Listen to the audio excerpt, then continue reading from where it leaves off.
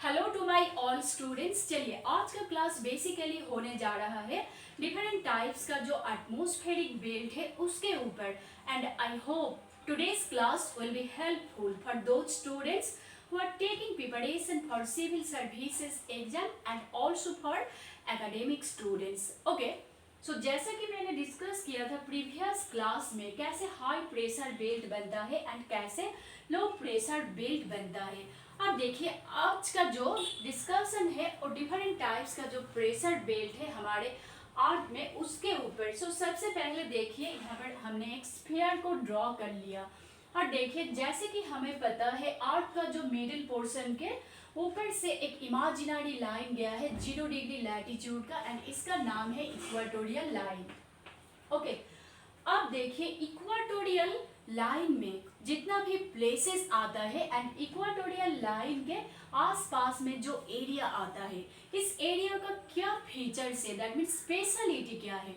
देखिए और एक चीज मैं आपको बताना चाहती हूँ, जैसे कि हमें पता है सन का अपरेंट पोजीशन कहाँ पर रहता है 23.5 डिग्री नॉर्थ से 23.5 डिग्री साउथ के बीच में रहता है।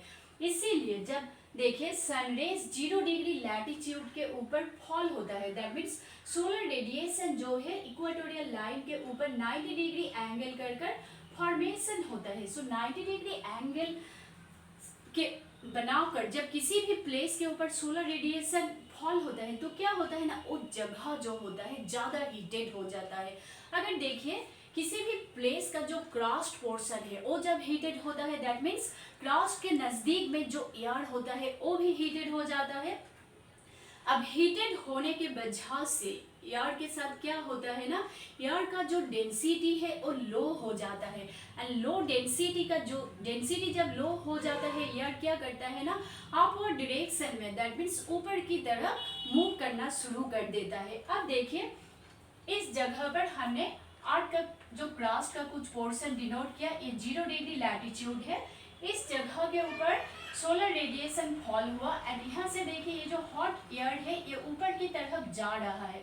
तो देखिए ऊपर की तरफ जब जा रहा है यहाँ पर क्या हो रहा है ना, ऊपर का जो एयर है इसको डिस्प्लेस कर रहा है, डिस्प्लेस कर कहाँ पर नीचे की तरफ एक्यूमुलेट हो रहा है। दैट मीन्स यहाँ पर जो 30 डिग्री नॉर्थ लैटिट्यूड है इस लैटिट्यूड में आ रहा है एंड सदर्न हेमिस्फीयर में कहाँ पर आ रहा है 30 डिग्री साउथ लैटिट्यूड में।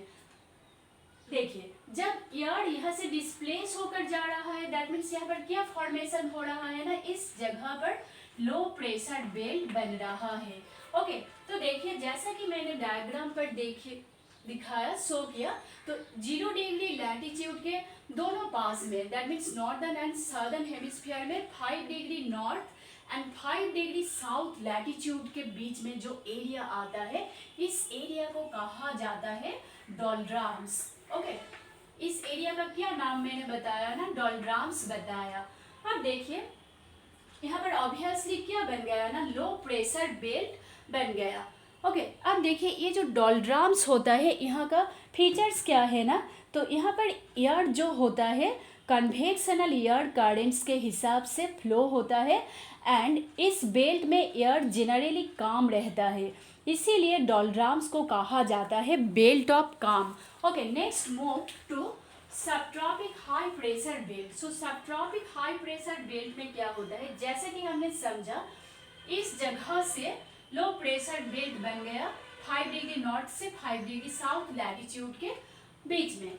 अब ये जो एयर हीटेड होकर ऊपर में पहुंचा तो यहाँ क्या हुआ ना, एसेंड दैट मीन्स डिसेंड होकर नीचे की तरफ आया 30 degree north latitude and southern hemisphere में 30 डिग्री साउथ लैटिट्यूड में। तो देखिए अगर आप डायग्राम फॉलो करोगी तो आपको समझ में आ जाएगा। मैंने यहाँ पर डिनोट किया नॉर्दर्न हेमिस्फीयर में ये देखिए 30 डिग्री नॉर्थ से 35 degree north latitude. On the another hand in case of southern hemisphere you can see in between 30 degree south से 35 डिग्री साउथ लैटिट्यूड के बीच में जो प्रेशर बेल्ट बना, इस प्रेशर बेल्ट का नाम है subtropic high pressure belt. Okay, अब देखिए सब ट्रॉपिक हायर जो हाई प्रेशर बेल्ट है, subtropic high pressure belt से जब डोलड्रम्स की तरफ जब विंड फ्लो करता है तब उस विंड का क्या नाम है, उस विंड को कहा जाता है ट्रेड विंड। ओके, अब देखिए जो एक्यूमुलेटेड जो एयर डोलड्रम्स एरिया से डिसेंड होकर इस एरिया में एक्यूमुलेट हुआ, दैट मीन्स एयर का ज़्यादा एक्यूमुलेशन होने का मतलब क्या है ना, उस रीजन का एयर प्रेशर जो है, एयर प्रेशर हाई है। सिमिलरली सदर्न हेमिस्फीयर में भी ऐसा ही होगा, एयर प्रेशर हाई होगा। ओके, अब देखिए इस एरिया जो है, इस एरिया का स्पेशलिटी क्या है, देखिए कहा गया है यहाँ पर जो हाई प्रेशर डिसेंडिंग एयर जो हाई प्रेशर बेल्ट बनाता है, and this also creates a calm air without much movement of air. इस प्लेस पर एयर का मूवमेंट बहुत ही कम होता है। सो ओल्डन टाइम्स में सेलर्स जो था, सेलर्स जो जहाज स्टीयर करता था, स्टीयर करने में बहुत ही परेशानी होता था। क्यों पता है कि इसीलिए, क्योंकि यहाँ पर एयर काम है, तो इसीलिए जो सेलर्स था वो सब क्या करता था ना, जो कार्गो शिप्स था उनमें से जो हॉर्सेस था उनको सब समुंदर के पानी में फेंक देता था। ओके, ताकि जो कार्गो शिप में जो फूड है उसको कंजर्व कर सके अपने सर्वाइवल के लिए। इसीलिए इस लैटिट्यूड को कहा जाता है हॉर्स लैटिट्यूड। ओके, तो हमें पता चला सब ट्रॉपिक हाई प्रेशर बेल्ट है जिसका नाम हॉर्स लैटिट्यूड है। एंड जैसा कि मैंने बोला हॉर्स लैटिट्यूड से, दैट मीन्स सब ट्रॉपिक हाई प्रेशर बेल्ट से जब डोलड्रम्स की तरफ विंड फ्लो करता है तब उसको कहा जाता है trade wind. Okay, that means जैसा कि मैंने पहले बोला था डोलड्रम से ये नहीं, ये सब ट्रॉपिक हाई प्रेशर बेल्ट से डोलड्रम्स की तरफ एक एयर फ्लो करता है एंड इस एयर का नाम है ट्रेड विंड्स। देखिए विंड जनरली फ्लो होता है हाई प्रेशर बेल्ट से लो प्रेशर बेल्ट की तरफ। अब देखिए next move to subpolar low pressure belt. अब देखिए सबपोलर लो प्रेशर बेल्ट, अब इस रीजन के ऊपर फोकस कीजिए।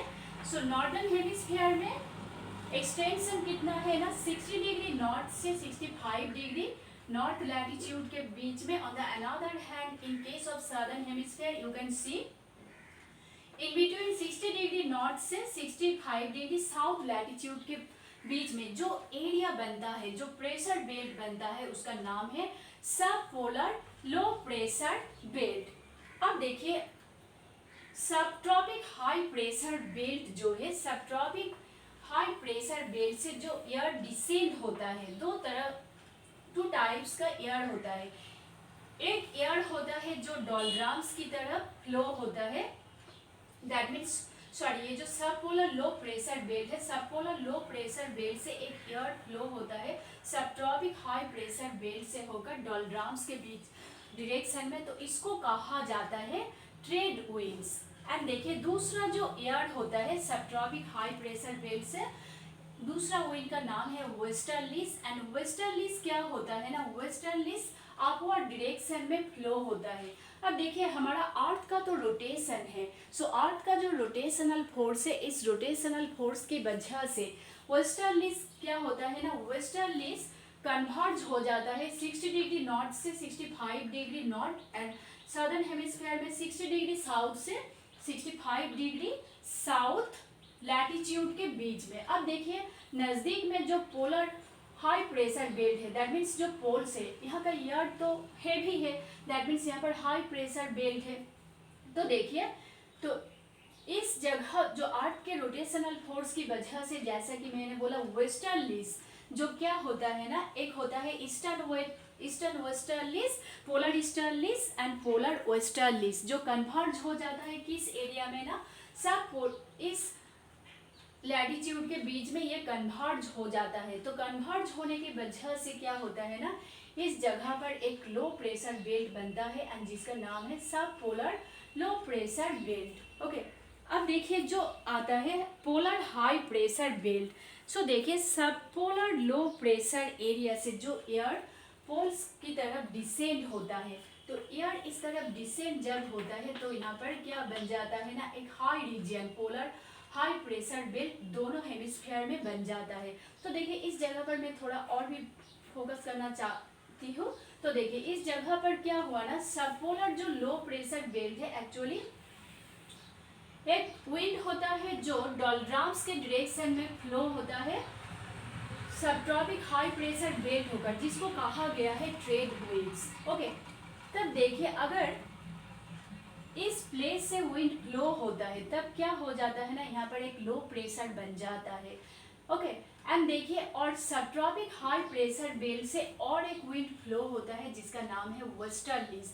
एंड वेस्टर्लीज क्या होता है ना, अर्थ का रोटेशनल फोर्स की वजह से थोड़ा सा स्कैटर होकर इस रीजन में आकर एक्यूमुलेट हो जाता है। एक्यूमुलेट होने की वजह से यहाँ पर एक लो pressure belt, low pressure zone बन जाता है। एंड यहाँ से जो एयर एसेंट होता है वो पोल्स में जाकर एक्यूमुलेट होता है, तो इसीलिए पोल्स में बनता है हाई प्रेशर बेल्ट।